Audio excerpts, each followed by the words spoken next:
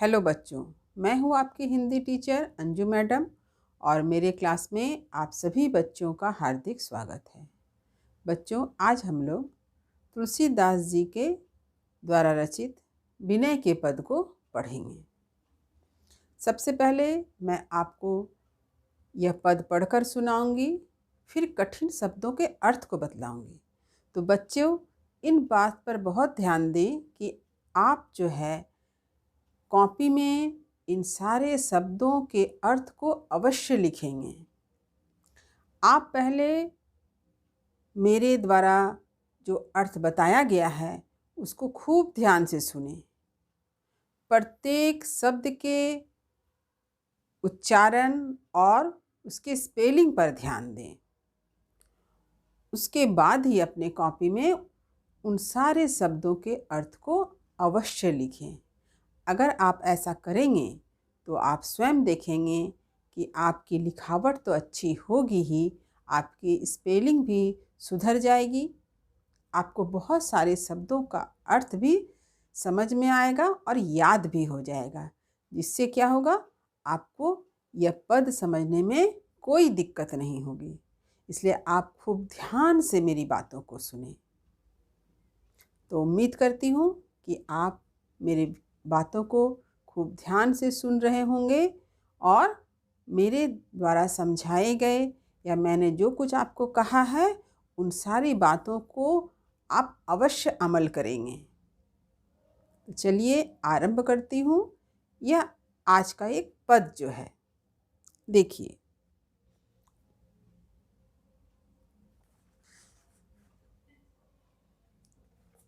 ऐसी मूढ़ता या मन की, परिहरि राम भगति सुर सरिता, आस करत ओस्कन की, धूम समूह निरखी चातक ज्यों, त्रिसित जानी मति घन की, नहीं तह शीतलता न बारी, पुनिहानि होत लोचन की, ज्यों गच कांच बिलो की से न जड़, छाँ आपने तन की, टूटत अति आतुर आहार बस, छति बिसारी आनन की, कह लो कहो कुचाल कृपा निधि, जानत हो गति जन की, तुलसीदास प्रभु हरहु दुसह दुख, करहु लाज निजपन की।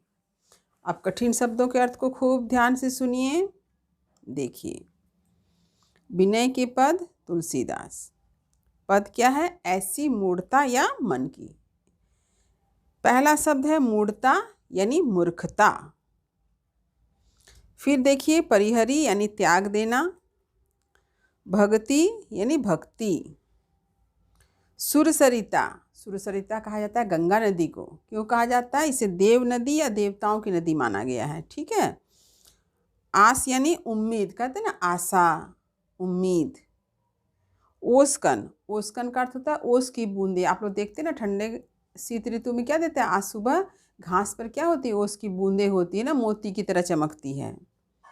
धूम समूह, धूम समूह का अर्थ होता है धुओं का समूह। जैसे कोयला जलता है तो देखते हैं ना धुआं निकलता है ना, धुओं का अंबार हो जाता है, ठीक वैसे ही। निरखी यानी देखकर। चातक, चातक एक पक्षी का नाम है। यहाँ आप थोड़ा सा जान लीजिए कि चातक जो एक पक्षी है उसकी क्या विशेषता है।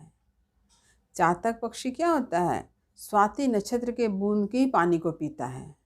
उसके बारे में कहानी है कि चातक पक्षी जो है वो स्वाति नक्षत्र में, बहुत सारे नक्षत्र होते हैं, उसमें स्वाति नक्षत्र एक है। तो स्वाति नक्षत्र में जो पानी बरसेगा उसी पानी को चातक पक्षी पिएगा। इसके अतिरिक्त अन्य किसी पानी को ग्रहण नहीं करता है। ऐसा कहा जाता है कि अगर उसको उसके तरफ अगर उसके चोंच को उल्टा करके अगर उसके मुंह में गंगा जल भी डाल दिया जाएगा ना, तो भी वो क्या करेगा? अपने मुंह को घुमा के उस पानी को ही निकाल देगा। वो प्यासा मर जाएगा। लेकिन स्वाति नक्षत्र के बूंद में बरसने वाले पानी के अतिरिक्त किसी अन्य पानी को कभी ग्रहण नहीं करता है। तो इसलिए चातक पक्षी का जो प्रेम होता है वो एक निष्ठता का प्रतीक है, एक निष्ठ प्रेम का प्रतीक माना जाता है। ठीक है, आप इसे जान के रखिए। ज्यों यानी जैसे, त्रिसित जानी यानी प्यासा जानकर, मति यानी बुद्धि, घन बादल, तह मने वहाँ, शीतलता यानी ठंडक, वारी मने जल, पुनि मने साथ, फिर, लोचन यानी आँख, गजकांच यानी आईना, दर्पण कहते हैं ना, दर्पण उसमें क्या होता है, कांच लगा होता है ना, वही। बिलोकी यानी देखकर, सेन कहा गया है बाज पक्षी को। आप लोग नाम जरूर सुने ना, चील, बाज, गिद्ध, ये होते हैं ना बहुत पक्षी। जड़ यानी मूर्ख, छाह मने परछाई, तन यानी शरीर, टूटत यानी टूट पड़ना, आतुर यानी व्याकुल, आहार यानी भोजन, क्षति यानी हानि, आनन, आनन कहा जाता है चेहरा को, मुख को, कुचाल, कुचाल कहा जाता है खराब चाल, गति या वाचालता। देखिए कृपा निधि, कृपा निधि माने कृपा के सागर, दया के सागर, पतित पावन भगवान को कहते हैं। जानत हो माने जानते हो, जानत हो माने जानते हो, गति यानी दशा, स्थिति, हरहूँ यानी हरना, दूर करना, दुसह माने कठिन, असाध्य माने ऐसा जो इसको दूर नहीं कर सकते हो, बहुत भयंकर, लाज यानी सम्मान, निचपन यानी अपनेपन। अब चलिए मैं इसके पंक्ति के अर्थ को आपको समझाती हूँ। आप खूब ध्यान से मन लगाकर मेरी बातों को सुनिए। देखिए यहाँ पर तुलसीदास जी ने भगवान राम, तुलसीदास जी कौन थे, राम भक्त कवि है ना, राम भक्त कवि थे, राम के प्रति उनमें अटूट भक्ति थी। तो तुलसीदास जी ने हमेशा अपने आप को राम का दास माना है, दास माने सेवक माना है। अपने आप को भगवान के सामने वो बहुत छोटा मानते हैं अपने आप को। तो तुलसीदास जी की भक्ति जो है दास्य भक्ति कहलाती है। तो तुलसीदास जी ने कहा है कि हम मनुष्य का मन, वो खुद के बारे में भी कहते हैं और संपूर्ण मनुष्य के लिए भी कहते हैं कि ऐसी मूढ़ता या मन की, मूढ़ता का अर्थ मैंने क्या बताया, मूर्खता, कि हमारा मन क्या है, बहुत मूर्ख है, हम बहुत मूर्खता वाली बात काम करते हैं। कैसे करते हैं, उन्होंने उदाहरण से समझाया है। पहला उदाहरण क्या दिया है, परिहरी राम भगति सुरसरिता आस करत ओस्कन की, कि हम लोग जो है ना राम की भक्ति, राम भक्ति माने राम की भक्ति किसके समान है, सुरसरिता यानी गंगा नदी के समान है। राम की भक्ति गंगा नदी के समान है, उसको हम लोग क्या करते हैं, परिहरी यानी त्याग देते हैं। क्या कवि कहते हैं कि राम की भक्ति जो है वो किसके समान है, गंगा नदी के समान है। लेकिन हम लोग क्या है, बेवकूफ़ हैं, हम लोग मूर्ख हैं, तो हम लोग क्या करेंगे, राम की भक्ति को ही छोड़ देंगे। आस करत ओस्कन की, और हम लोग उम्मीद किसकी करेंगे, हम लोग गंगा नदी की तरफ नहीं जा रहे हैं, हम लोग किसकी तरफ जाएंगे, ओस की बूंद की तरह। ओस की बूंद क्या होता है, रात को गिरता है और सुबह जब धूप निकलती है तो गायब हो जाता है। तो हम लोग किसके तरफ उम्मीद लगा के बैठे हैं, ओस की बूंद की तरफ। ये ओस की बूंद क्या है, ये ओस की बूंद का अर्थ होता है धन दौलत। हम लोग क्या किए हैं, संसार में भगवान की भक्ति नहीं करते हैं, हम लोग क्या करते हैं, धन दौलत के पीछे दौड़ते हैं, जो आज है कल नहीं रहेगा। ये किसके समान है, ओस के बूंद के समान है। तो राम की भक्ति किसके समान है, गंगा नदी के समान है। गंगा नदी कैसी होती है, पवित्र होती है ना, देव नदी है। तो हम लोग पवित्र नदी की तरफ नहीं जा रहे हैं, हम लोग किसकी तरफ जाते हैं, ओस की तरफ जाते हैं। तो आप तो जानते हैं नदी का पानी क्या था, गंगा नदी का पानी हमेशा से कब से है ना, ये तो ओस की बूंद आज है, थोड़ी देर बाद नहीं है। लेकिन हम लोग कितने बेवकूफ़ हैं, हम लोग राम की भक्ति को छोड़ दे रहे हैं और हम लोग क्या कर रहे हैं, संसारिक सुख के पीछे भाग रहे हैं, धन दौलत के पीछे दौड़ रहे हैं, लोभ लालच के पीछे दौड़ रहे हैं ना, मन में लोभ लालच को जब स्थान दे दिए हैं।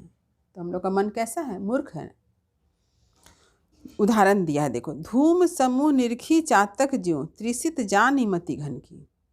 जैसे कि चातक पक्षी, जैसे चातक पक्षी क्या करता है, धूम समूह यानी धुओं के समूह को निरखी यानी देखता है। चातक पक्षी को किसको देखना चाहिए था, बादल को देखना चाहिए था ना, लेकिन वो किसको देख रहा है, धुआं को देख रहा है, जो ज़मीन से धरती से आसमान की तरफ जो धुआं उठ रहा है, कोयला का धुआं हो सकता है, किसी कारखाना का धुआं हो सकता है, जो देखने में बादल जैसा लग रहा है, उसको देख रहा है और देख के सोच रहा है कि यह बादल है। त्रिसित जानी मति घन की, उसके बुद्धि में क्या आ गया है, वो प्यासा है, उसको बुद्धि समझ लिया क्या बादल है। मैंने चातक पक्षी का भी बुद्धि कैसा है, बेवकूफ़ी से भरा हुआ है, वो भी मूर्ख है। वो क्या कर रहा है, बादल मैंने बादल की तरफ देखना चाह रहा है, लेकिन क्या किया है, बादल को ही मैंने धुएं के समूह को बादल समझ लिया है। बादल नहीं है, लेकिन धुएं का समूह है, उसी को बादल को ही सच मान लिया है, उस धुएं का समूह को बादल मानकर सच मान लिया है और उसी तरफ देख रहा है। तो होता क्या है, नहीं तो शीतलता ना बारी, वहाँ ना उसे ठंडक मिलती है, ना ही उसे जल मिलता है। पुण्य हानि हो तो लोचन की, साथ ही क्या हो जाता है, उसकी हानि हो जाती है। किसकी, आँखों की हानि हो जाती है। आँख में धुआं लगने से क्या, तो आँख से पानी गिरने लगता है ना, हम लोग भी देखे हैं कि किसी धुआं के सामने जब जाते हैं तो क्या, तो आँख से पानी गिरता है। तो वही कवि कहते हैं कि चातक पक्षी भी क्या कर रहा है, धुआं के समूह को, धुआं का ढेर जो है, अंबार है, उसको बादल मान लिया है और उसके तरफ देख रहा है एकटक कि कब पानी बरसेगा, कब पानी बरसेगा। लेकिन पानी तो बरसेगा नहीं। तो होता क्या है, पानी तो बरसता भी नहीं है, ठंडक भी नहीं मिलती है और उसका आँख जो होता है वो धुआं से और जलने लगता है, खराब हो जाता है।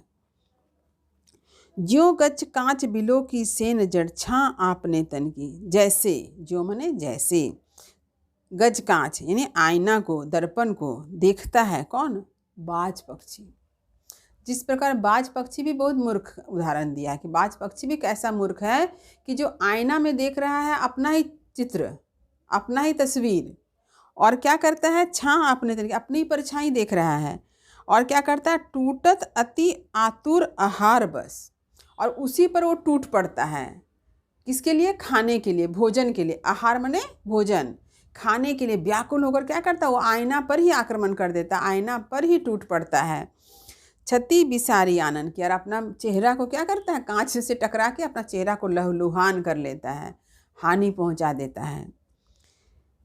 यानी यहाँ पर क्या क्या उदाहरण मिला, पहला उदाहरण दिया है कि हम लोग राम की भक्ति हमारे लिए गंगा नदी के समान है, लेकिन हम लोग क्या करते हैं, धन दौलत के पीछे दौड़ रहे हैं। किसके पीछे दौड़ रहे हैं, धन दौलत ना, धन दौलत के पीछे दौड़ रहे हैं। ये धन दौलत किसके समान है, ओस की बूंद के समान है। हम लोग इसके पीछे दौड़ रहे हैं, हम लोग राम की भक्ति के पीछे नहीं दौड़ रहे हैं।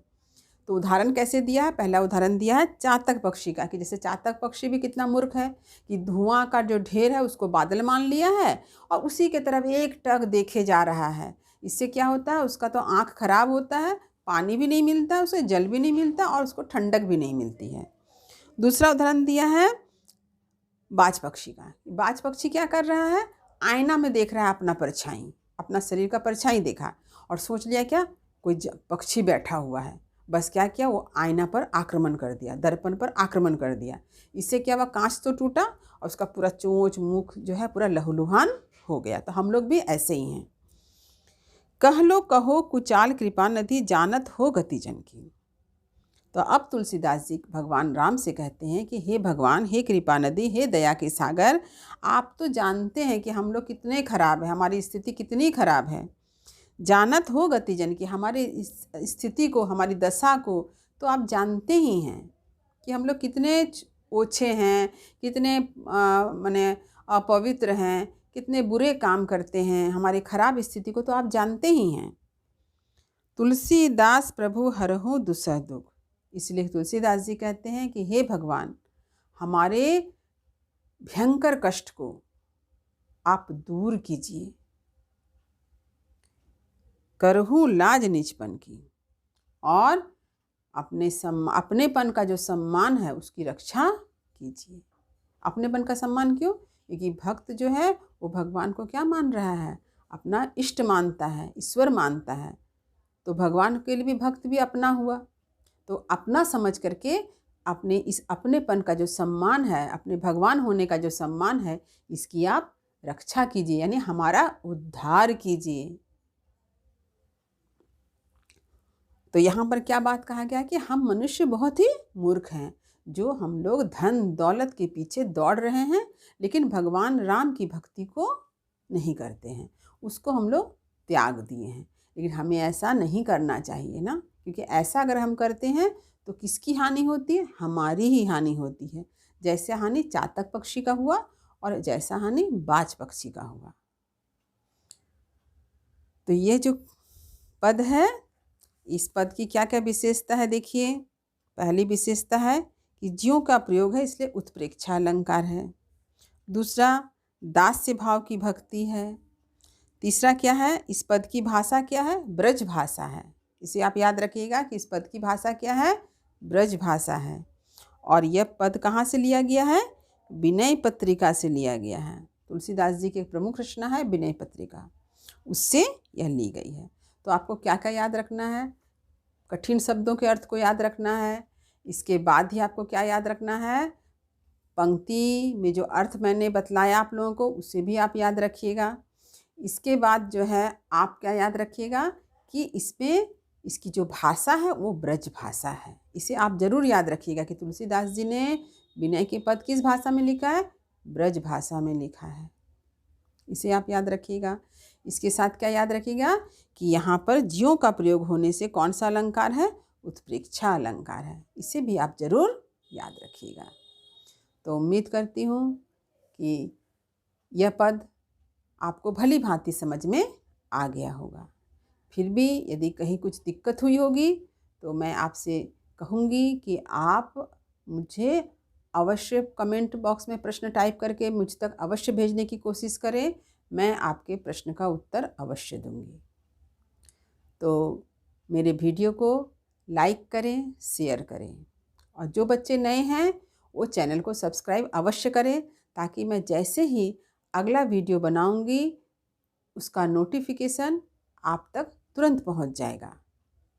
तो मिलते हैं तुलसीदास के एक नए पद के अर्थ के साथ अगले वीडियो में। तब तक पढ़ते रहिए, जीवन में आगे बढ़ते रहिए। मेरी शुभकामनाएं आप सभी बच्चों के साथ है। धन्यवाद।